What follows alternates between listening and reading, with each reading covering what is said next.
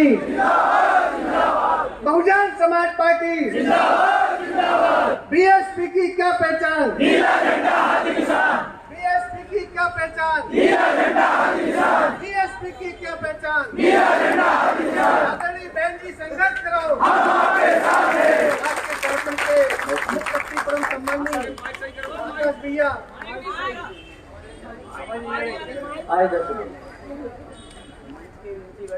आज के इस कार्यक्रम के मुखिया परम सम्माननीय आकाश भैया अपनी बात रखेंगे। आप लोग जोरदार ताली बजा के साहब का सम्मान करेंगे। Bahujan Samaj party, Bahujan Samaj party. परम सम्माननीय आकाश भैया अपनी बात रखेंगे। सम्माननीय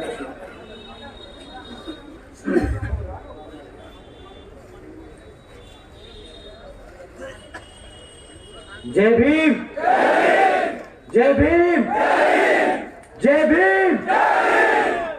तीसरी बारी तक ही आपका दिल वो निकलता है कि जय भीम।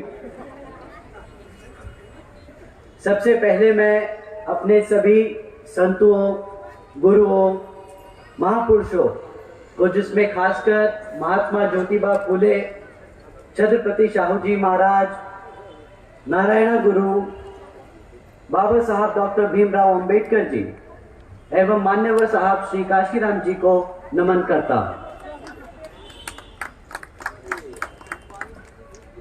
मान्यवर साहब श्री काशीराम जी के विचारों को देश के कोने कोने तक ले जाने वाली और सर समाज को शासन, प्रशासन व अनुशासन का उदाहरण देने वाली उनकी एकमात्र उत्तराधिकारी हमारी आदरणीय बहन कुमारी मायावती जी ही। उत्तर प्रदेश की चार बार मुख्यमंत्री, लोकसभा व राज्यसभा की कई बार सदस्य रही आदरणीय बहन कुमारी मायावती जी ने बाबा साहब डॉक्टर भीमराव अंबेडकर जी और मान्यवर साहब श्री काशीराम जी के मिशन के लिए अपना पूरा जीवन समर्पित कर दिया। और मुझे गर्व है कि मुझे ऐसे महान नेता के नेतृत्व में आज काम करने का मौका मिल रहा है। आदरणीय बहन कुमारी मायावती जी का मैं हार्दिक अभिनंदन और आभार व्यक्त करता हूं। मध्य प्रदेश की इस पावन धरती पर खड़े होकर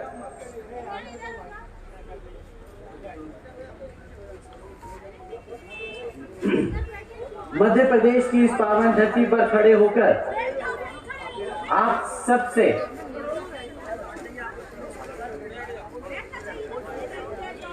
आप सब बैठ जाइए, आप सब इधर इस तरफ ये सब बैठ जाइए।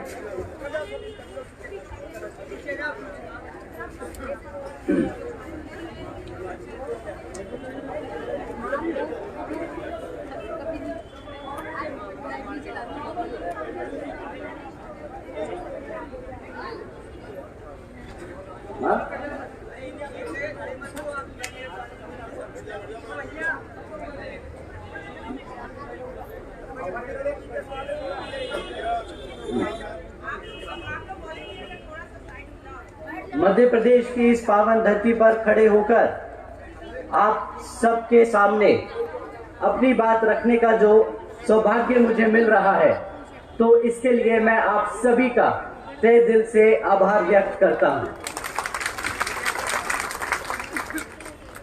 साथ ही साथ आज यहाँ हम सबके बीच में मंच पर मौजूद श्री रामजी गौतम जी का भी मैं धन्यवाद करना चाहता हूँ।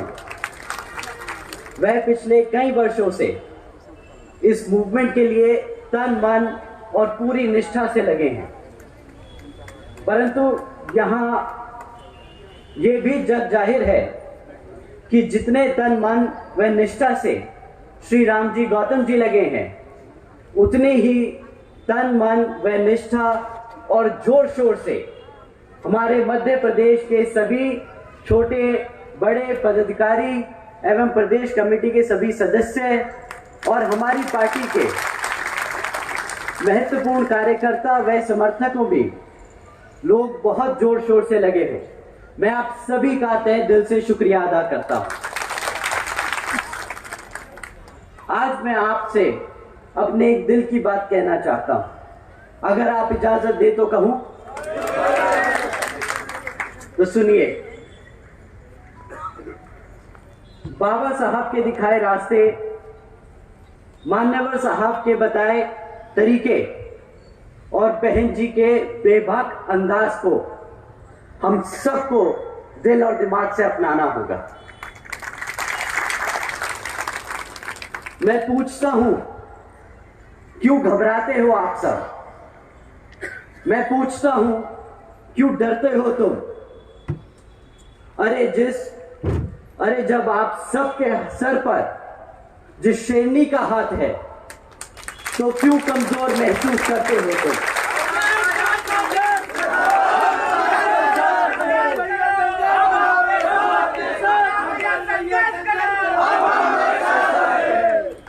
आप सब बहुजन समाज से हो, बहुजन समाज से कभी ना झुकना, कभी ना रुकना। अपनी जिंदगी को अपनी शर्तों पे जीने की हैसियत रखने वाले हो तुम। वो कहते हैं ना कि अगर किसी चीज की लत लग जाए तो वो आदमी की पहचान बन जाती है। तो आज मैं कहता हूं कि बना लो ये पहचान, एक निडर समाज की, एक ताकतवर समाज की, एक मजबूत बहुजन समाज की। साथियों, जब हम अपने आप को लाचार महसूस करते हैं, लाचार समझने लगते हैं, तब मानववादी लोग हम पर हावी होते हैं। अब देखिए, हम आपके साथ हैं। एनजी संघर्ष करो, हम आपके साथ हैं। अब देखिए इस भाजपा सरकार का असली चेहरा। श्रीमती रामप्यारी बाई जी, आप सब ने इनका नाम जरूर सुना होगा। ये वही हमारे बहुजन समाज की महिला हैं जिनको कुछ मनुवादी सोच रखने वाले लोगों ने उनसे उनकी जमीन हड़पने की कोशिश में श्रीमती रामबाई जी को जिंदा जला दिया। ऐसा क्यों हुआ? क्योंकि घबराते हैं हम, क्योंकि आज तक बिखरे हैं हम। श्रीमती भारती कसडेकर जी, इनके परिवार के बारे में इनके परिवार के बारे में भी आप सबने सुना होगा कि किस तरह इनके परिवार के 5 सदस्यों की हत्या कर दी गई। खैर, यहां पर हत्या होना कोई बड़ी बात नहीं, लेकिन हैरानी की बात यह है कि श्रीमती भारती जी जब 200 किलोमीटर पैदल चलकर अपने समाज के ही गवर्नर साहब से मिलने पहुंची, तो गवर्नर जी ने क्या किया? उन्हें मिलने से भी इनकार कर दिया। ऐसा क्यों हुआ साथियों? क्योंकि आज तक हम डरते हैं, क्योंकि अभी भी हम बिखरे। श्रीमती लीलाबाई जी, इनका नाम भी आप सबने सुना होगा। श्रीमती लीलाबाई जी वही महिला है जिन्होंने अपने बच्चे को कोख में ही खो दिया। क्यों? क्योंकि एक अफवाह चली कि कुछ आदिवासी समाज के लोग धर्म परिवर्तन कर रहे हैं और कुछ मानववादी सोच रखने वाले लोगों को ये बात हजम नहीं हुई, तो अपना वर्चस्व बनाए रखने के गुरूर में श्रीमती लीलाबाई जी के घर में घुसकर उनके साथ हाथापाई कर उनके बच्चे को कोख में ही मार दिया। ऐसा क्यों हुआ? क्योंकि आज भी कमजोर महसूस करते हैं हम, क्योंकि बिखरे हैं हम। साथियों, सिर्फ एक बार एकजुट होकर तो देखो, एक बार सत्ता में आकर तो देखो, फिर मजाल है कि कोई हमारे समाज की तरफ आंख भी उठाकर देखे।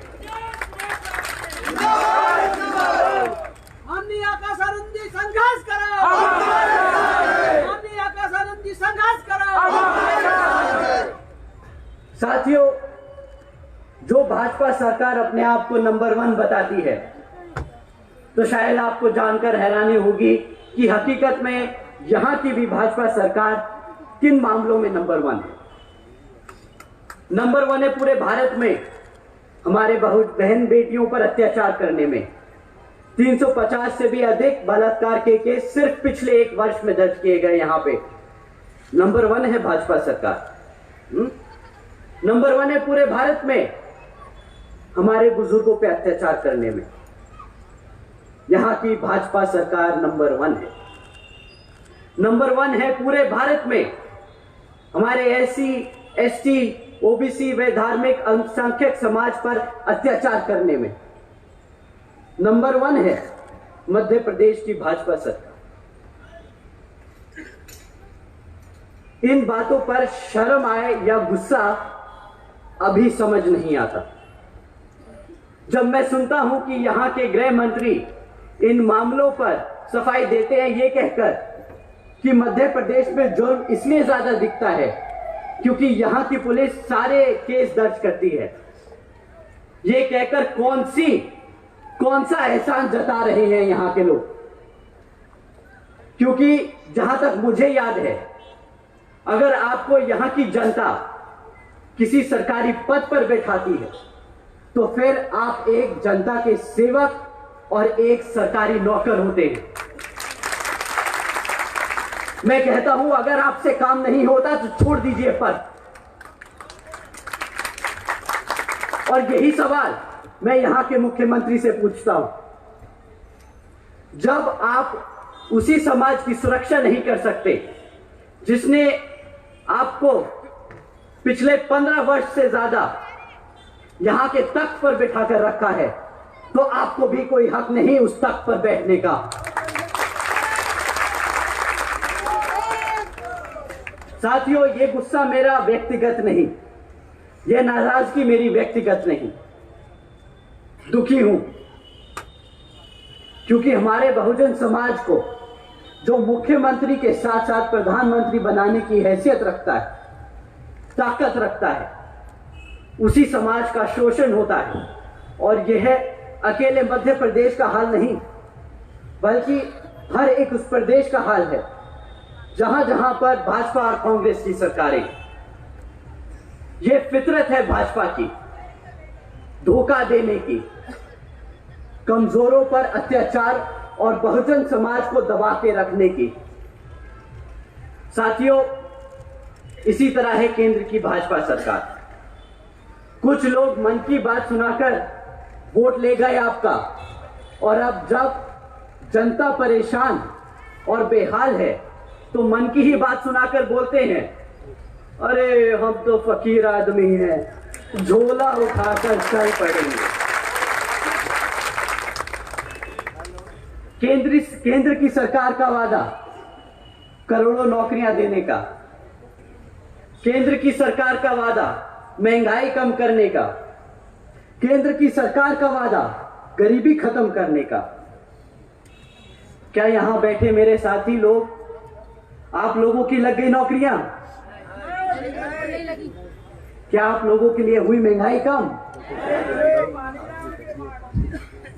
क्या आप लोगों की बड़ी आमदनी? अरे साथियों, जो 10 करोड़ नौकरियां देने का वादा किया था ना, 10 करोड़ तो दूर, 5 करोड़ लगी हुई मैन्युफैक्चरिंग सेक्टर में जो नौकरी लगी थी, वो भी आज घटकर सिर्फ 2.5 करोड़ रह गई है। जो महंगाई का ढिंडोरा पीट रहे थे 2014 में और आम आदमी को एहसास जताने निकले थे कि भाई 50 रुपए का पेट्रोल बहुत महंगा है, भ्रष्ट है ये सरकार, आज उन्हीं सरकारों से पूछता हूं, क्यों भाई 100 रुपए का पेट्रोल आज महंगा नहीं लग रहा क्या? जो गरीबी खत्म करने निकले थे, आज नोटबंदी जैसे काम करके शायद गरीब को ही खत्म कर चुके हैं। 2014 में 2 करोड़ 70 लाख लोग जो गरीबी रेखा से नीचे थे, आज उनकी संख्या बढ़कर 13 करोड़ से ज्यादा हो चुकी है। हम सबको पूछना होगा यहां के प्रधानमंत्री से, क्यों अब ऐसे ही भारत की इकोनॉमी बनेगी $5 ट्रिलियन की?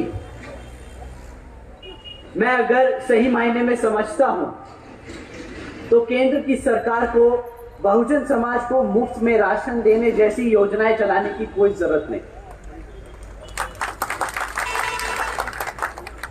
हमारे समाज को हमारे पैरों पर खड़े होने के लिए सिर्फ अवसर चाहिए, क्योंकि इतिहास गवाह है साथियों, बहुजन समाज लेने वालों में से नहीं, देने वालों में से है। आज हम भाजपा सरकार को मन की बात नहीं, कुछ काम की बात समझाना चाहते हैं। एक लीडर होता कैसा है, एक मुख्यमंत्री होता कैसा है, और एक प्रधानमंत्री को होना कैसा चाहिए। बहन जी ने कानून व्यवस्था के साथ साथ राज्य के सामाजिक व्यवस्था के लिए भी अनेकों कार्य किए। बहन जी ने देश में पहली बार सरकारी कॉलेजेस में, स्टूडेंट हॉस्टल्स में अन्य पिछड़े वर्गों के छात्रों के लिए 27% आरक्षण की व्यवस्था तय की। बहन जी ने सावित्रीबाई फूले बालिका शिक्षा योजना के तहत 7 लाख से ज्यादा बच्चियों को 12वीं तक की शिक्षा प्राप्त करने हेतु 600 करोड़ से अधिक लागत इन बच्चियों को अपने पैरों पर खड़ा कर एक उज्जवल भविष्य देने के लिए खर्ची। बहन जी ने महामाया गरीब बालिका आशीर्वाद योजना के तहत 3,25,000 बच्चियों को 1-1 लाख रुपए सीधा उनके बैंक खातों में देने का काम किया। साथियों, आदरणीय बहन जी ने इस योजना के तहत 3,250 करोड़ से ज्यादा सीधा बच्चियों के बैंक खातों में भेजे। भारतीय जनता पार्टी ढिंडोरा पीटती है कि भाई हम 20 लाख रुपए देंगे, 20 लाख रुपए देंगे, और ऐसी योजनाएं चलाती हैं बेटी बचाओ बेटी पढ़ाओ जैसी खोखली। हमारी आदरणीय बहन जी ने ये सब करके दिखा दिया, और ये सब कब किया? 2007 से 2012 तक। जो 2014 में बने वो बोल रहे थे 20 लाख देंगे, कभी अगर जानकारी पूरी होती तो पता चलता कि उससे ज्यादा अधिक, उससे ज्यादा कहीं ज्यादा हमारी बहन जी दे चुकी है। आदरणीय बहन जी ने अपने शासनकाल में 12,500 करोड़ की लागत से हमारे SC, ST व OBC, साथ ही साथ आदिवासी समाज के 3,50,000 से ज्यादा परिवारों को महामाया आवास योजना के तहत अपना खुद का घर दिया। आदरणीय बहन जी ने अपने शासनकाल में 2,60,000 से ज्यादा भूमिहीन परिवारों को 1,45,000 से ज्यादा एकड़ जमीन का मालिकाना हक दिलाया। साथ ही साथ आदरणीय बहन कुमारी मायावती जी ने अपने शासनकाल में 1 लाख से अधिक सफाई कर्मचारियों की भर्ती की, 2 लाख से अधिक जवानों को पुलिस फोर्स में भर्ती किया, 90,000 से ज्यादा शिक्षकों को सरकारी नौकरी दी। और साथ ही साथ आपको जानकर यह हैरानी होगी कि रोजगार के मौके तब दिए गए जब पूरी दुनिया मंदी के दौर से गुजर रही थी। एक तरफ लोगों को नौकरियों से निकाला जा रहा था और दूसरी तरफ आदरणीय बहन कुमारी मायावती जी उत्तर प्रदेश में लोगों को लाइन से लगाकर नौकरियां दे रही हैं। यही है असल मायने में सर्जन हिताय व सर्जन सुखाय की नीति। आज मैं और मेरे जैसे लाखों करोड़ों बहुजन समाज के नौजवान अपना सिर उठाकर एक इज्जतदार जिंदगी इसलिए जी सकते हैं तो वो सिर्फ और सिर्फ हम सबकी बहन जी की वजह से ही। मैं आज यहां अपना सिर झुकाकर, अपने दिल पर हाथ रखकर बहन जी का तहे दिल से शुक्रिया अदा करता हूं। आदरणीय बहन जी जिंदाबाद, जिंदाबाद, जिंदाबाद। तो साथियों, आप और हम सबको एकजुट होकर समाज के हर एक व्यक्ति को बसपा से जोड़ने का काम करना होगा और आने वाले विधानसभा आम चुनाव में बता देना होगा कि हम आ रहे हैं, हम आ रहे हैं हर उस चीज के लिए जो इस संविधान में हमारे समाज के लिए हमारे गुरु देकर गए हैं, बाबा साहब डॉक्टर भीमराव अंबेडकर जी।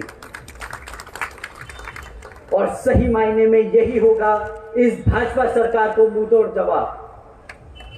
अंत में मैं यहाँ मंच पर मौजूद सभी छोटे और बड़े पदाधिकारी और कार्यकर्तागण का तहे दिल से शुक्रिया अदा करता हूँ।